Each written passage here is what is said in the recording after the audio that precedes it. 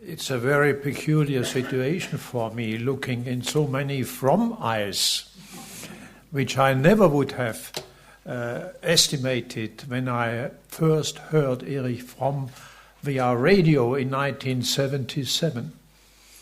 And when I told the story to Herr Funk, he said he was sitting behind him in Lugano, when they made a speech, Viva Activa. And of course, those days I was in full business. I'm an engineer, I'm no psychologist, no philosopher, no economist. I just learned technology, but life was a big lesson and a long lesson. And those days I was asking myself, why? Why did it happen? Why could it happen? I had a mother which was a loving mother. I had parents which cultivated activity. And this was one of the reasons why there was a blessing in what we did. There was a team, we were 4,000 people. Finally, we made $1.5 billion turnover worldwide. But my question was, why? How can we improve the company culture?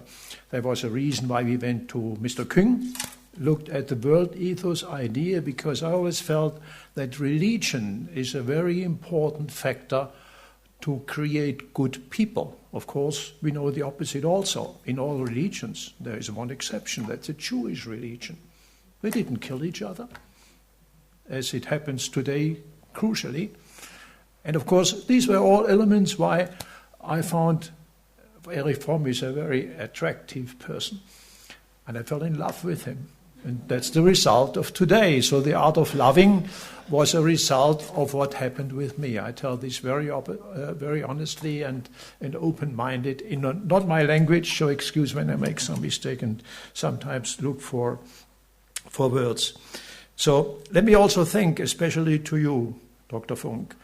You remember once upon a day I called you via phone because I discovered in these nice books there was Funk in Tübingen. I didn't realize that Fromm's material was there. And I went there and said, hey, what do you want to with this stuff? He didn't say, I don't know. But I tell you. So we decided those days to make a Fromm archive side by side to the World Ethos Institute, which Mr. King didn't like so much. But now it's done. And my opinion was always that both would develop synergies. And we are on the way now.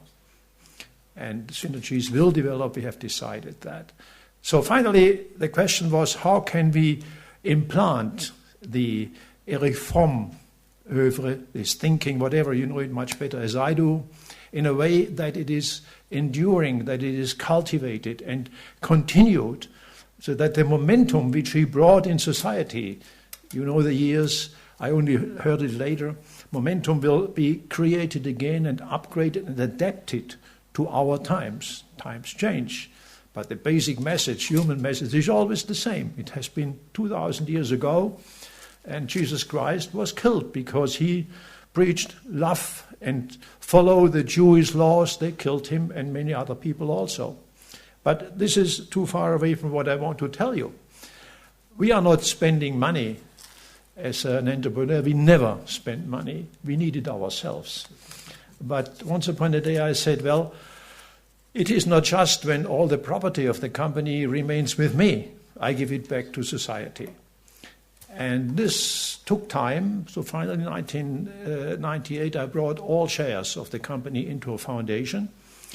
And 10 years later I decided I have to sell the company because the foundation was not the right platform to form good strategic decisions. And so I sold all the shares for the foundation to Sani.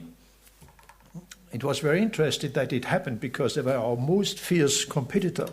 But they copied the machines, they copied our value catalog.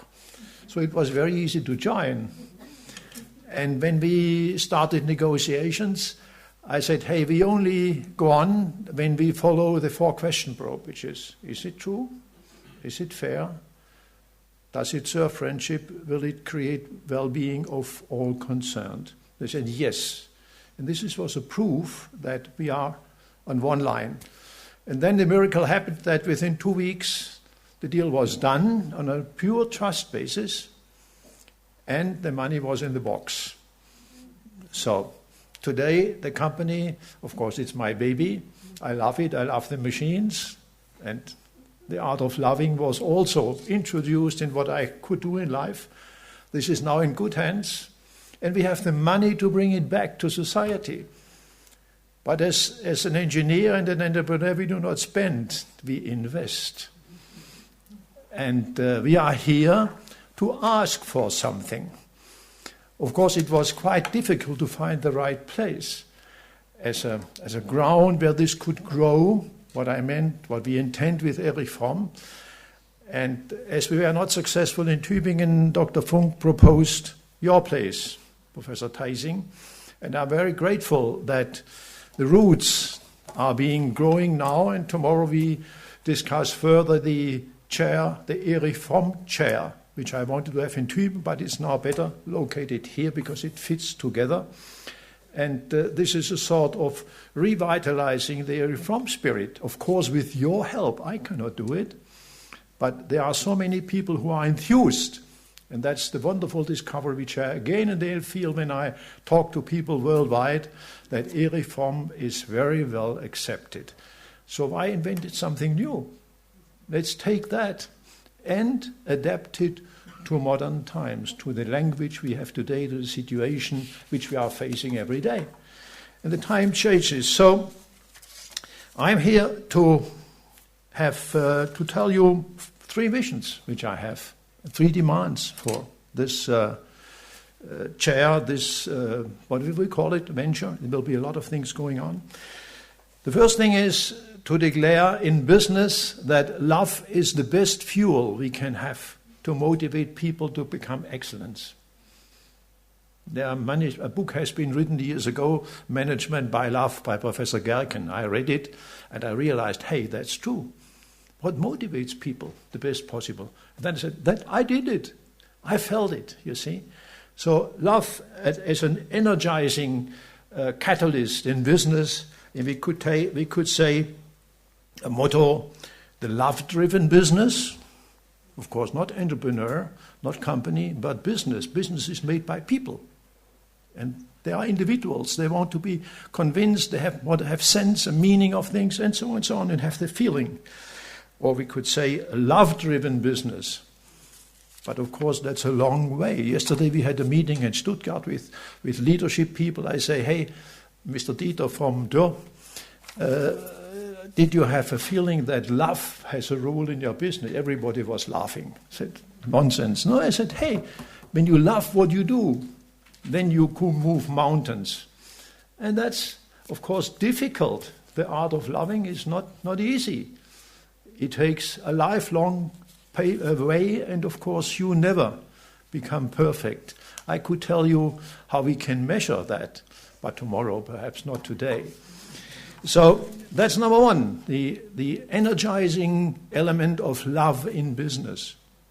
Not easy. The second is, in business we have in Germany a medicine, ein Hausarzt, a house doctor, which has to care for people who become sick or whatever, have problems with their environment, their superiors, body problems. But we do not have a soul doctor. We know that 80% of human körperliche Krankheiten, what's that? Physical diseases have the source in psychoanalysis, in the soul. Nobody cares for that. Leaders are not trained for that. Very seldom, there are exceptions, but this is a wide field, and of course it could happen that in Berlin, where we are in the center of Germany, this university creates an influence in politics that this is being growing. You have the unions behind you immediately, but there is nobody at this time who says we need a house psychologist or a house Seelenarzt, a house Seelsorger, whatever. We must find the right name that it is accepted. So that's another task for this new chair, which we decided and will tomorrow try to fix in more detail and, of course, lay the basis of what we discuss during these days for this venture. The next point is I'm an engineer, and engineers create a lot of things. They are ingenious. They have to be masters in ingeniosity, and that's not just physics and mechanics, it's much more. This is what I have felt myself. And we are looking at a university for an institute which we call Human Engineering Institute. Of course, you can misunderstand that, but engineers are those guys who create new machines, new ideas, looking in the eyes of customers, in their heart. They must know what they feel, what they need, and even more. And this is a human element which can be trained in people, which is not trained today at university. They are just mechanics and so on, physics and chemists and so on. So out of this chair, which we will have here in your university, Professor Tyson EPU, we hope that this human engineering spirit can also be growing on other places. But finally, I was very happy to hear just now from you, Dr. Tyson, that Erich Fromm has been here. And I think he would jump in the air when we say today, Erich Fromm is ein Berliner. And you know this story, and hopefully this will happen and be in your hearts, in your minds. And I would like to invite you to follow and assist what we do here. We need that. We're going to do it ourselves. And money is nothing when you don't have people who create out of that. Without money, nothing goes. We know that. And it's a bad feeling that when you only spend money, things move. But when you have people who appreciate that and make something out of that and make things possible which were not possible before, this is a wonderful feeling and is also something which makes me very happy. And I enjoy very much what we do. And we have a lot around. When you look on our website, we have many, many projects. We just mentioned also Rupert Lai, who was very close. We have now a very close relation to him. I met him 2 weeks ago. We will also include his spirit. And probably one other thing, we must be careful not to do much, but to start well, have good people and qualify that, so that the next step will build up on this. So thank you very much for your attention. And I ask you to follow these points, not to forget. We will also write it in the agenda of the new chair, which we will have, of course, to fill with a good person. That's another very important point. So thank you very much for being here from around the world, listening me to my not very good English. I did my best. I will always try also in the future to be close to you. Thank you very much.